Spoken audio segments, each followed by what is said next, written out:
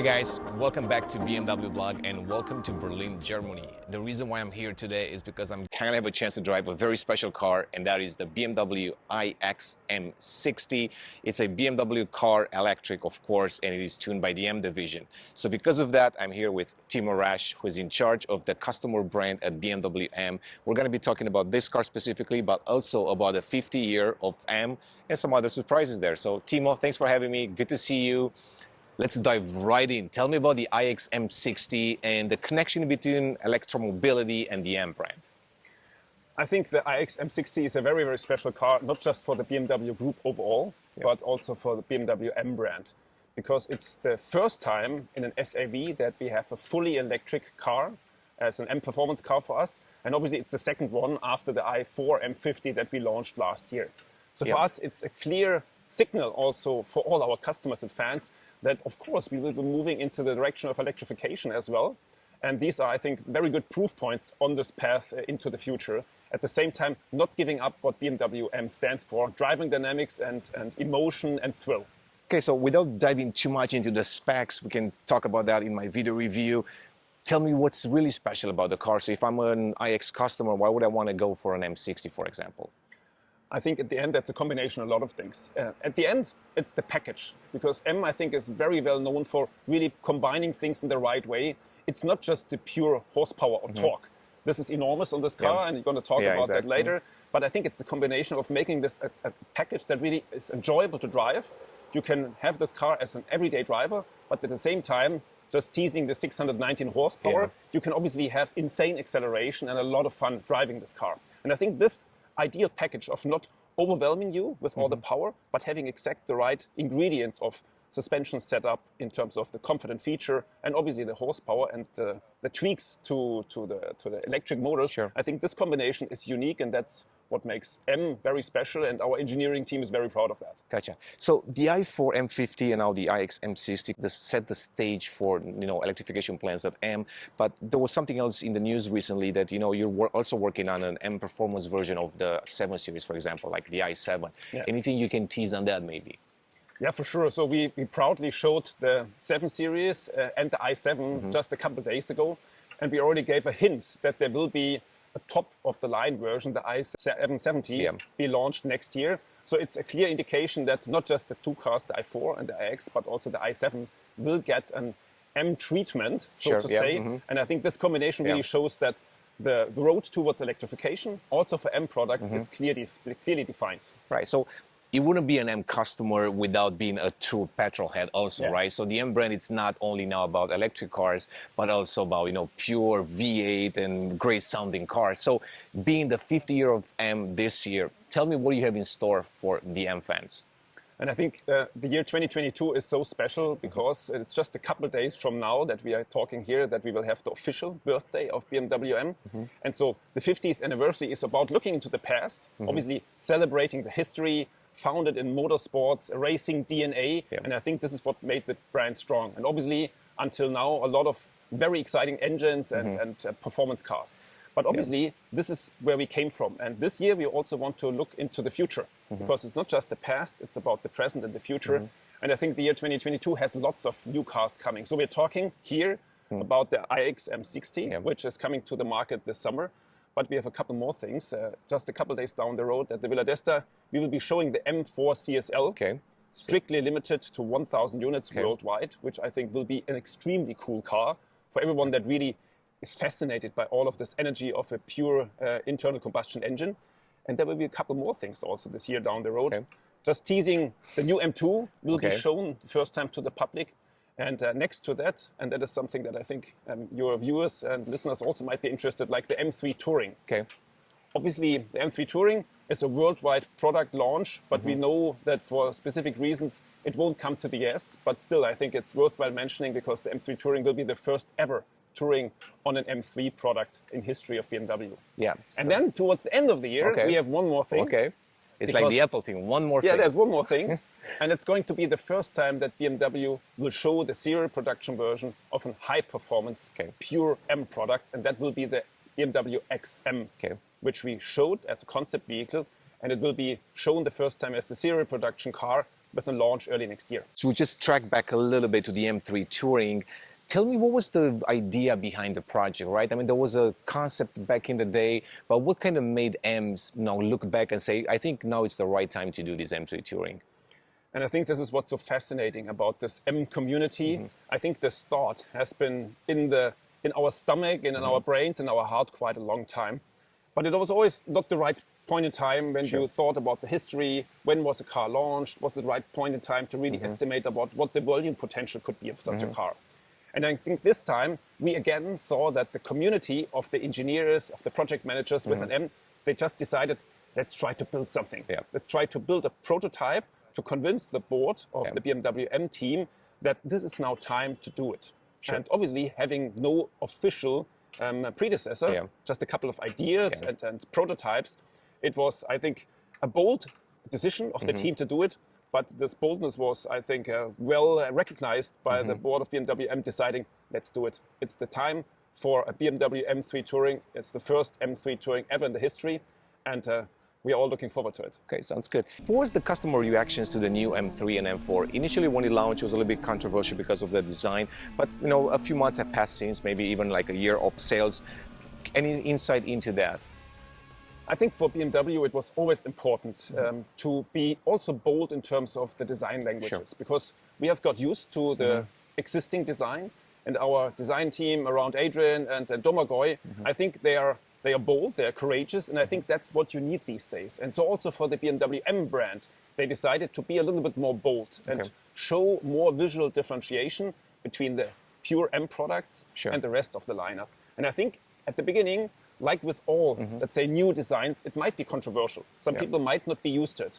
But the sales figures in the last 1.5, 2 years have shown that on a worldwide scale, it's a huge success. So I think overall, the courage that they had to go this direction pays off. So the other thing that's been growing quite a bit within M, it's really the M Performance Automobiles division, or the M Light, as we like to call it sometimes. Have you seen significant growth over the last few years, and what are your projections for the future when it comes to the M Light cars? Yeah, for sure, it's a very important part of the M business overall. But we clearly see it when we look at the overall, let's say, storyline.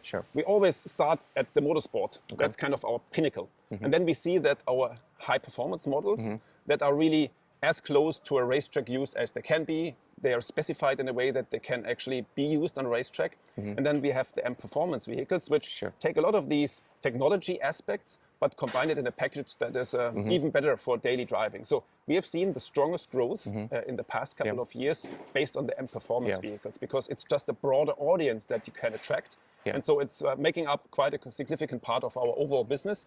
And we also expect it to grow into the future even more. So speaking of motorsport, right? I mean, that's a huge part of the BMW M brand and BMW in general.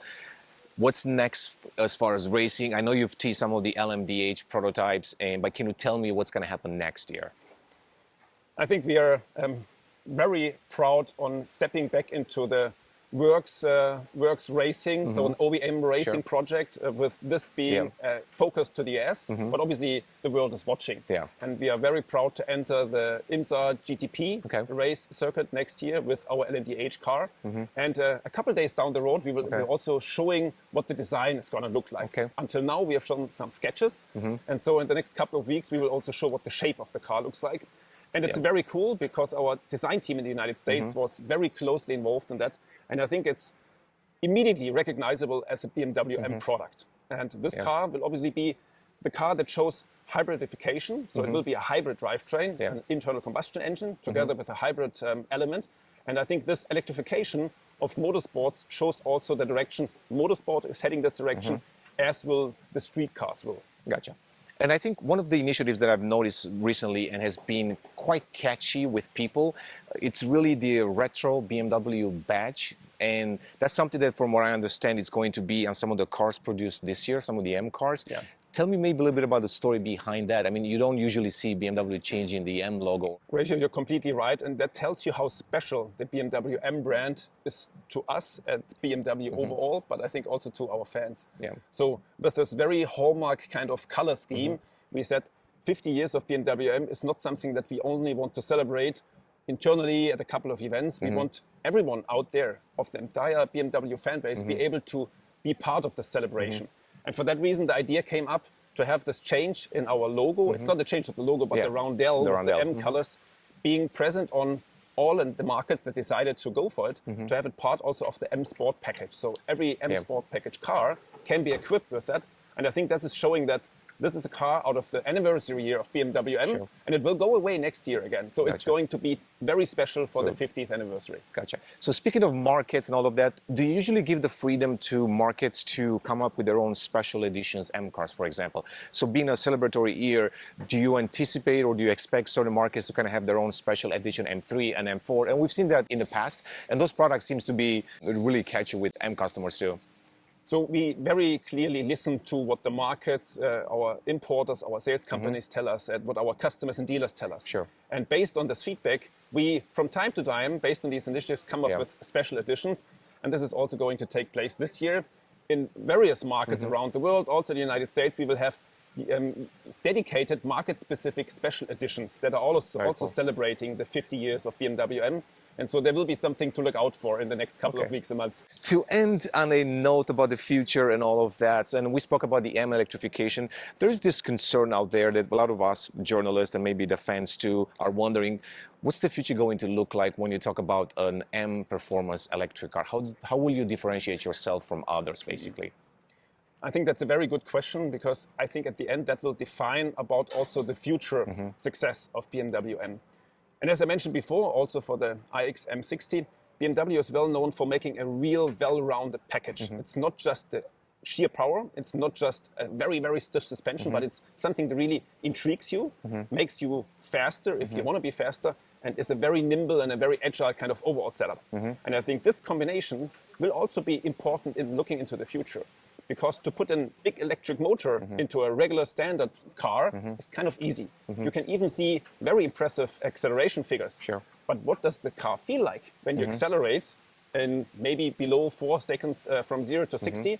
And I think this is something that will definitely make BMW also stand out as the M division in the future. So building the right package and making sure that the customer demands from driving dynamics, from the looks, the design. And even the sound, that's an interesting topic, because I think a lot of people don't realize that, M cars will have M-specific, sounds, icons, or iconic sounds, as they call it. Maybe you want to tell me a little bit about that as well. How did you come to work with Hans Zimmer? The idea obviously lies in the history of BMW M products, because the sound of our high-revving 6-cylinder engines, I think, has been a hallmark of BMW M in the past. And the question came up, how can we differentiate ourselves when the sound of a specific engine might be going away in the future? And to keep something that is iconic, something that is unique to BMW, the idea was born to work together with someone that really knows how to work with sounds. And Hans Zimmer is obviously Oscar-winning, well-known, worldwide known architect of sounds. And his experience of really creating an atmosphere based on a sound is something that we thought would be the perfect base also to make BMW, but also BMW M, differentiate themselves from any other brands in the future. So we will see that, and we see that on M products, but we see it also on our regular products. And it will be also a cool feature that helps us to keep our cars updated. So over-the-air updates for the existing iX will get this, let's say, increased sound experience also by the middle of this year. Gotcha. Well, Timo, thanks so much for the insight. I'm excited to see some of the products. I'll have a chance to drive actually the M2 and XM this week. So that's an exciting one. I can't wait to share that with the world. But thanks for having me. I look forward to the M4 CSL, of course. And I guess we'll have a lot more chats coming up as you unveil more products. So thank you once again. Thanks for having me. All the best. Guys, thanks for watching. I hope you enjoyed this interview. Stay tuned. We have a lot more footage coming, this month and next month with M products. And as always, we'll see you soon.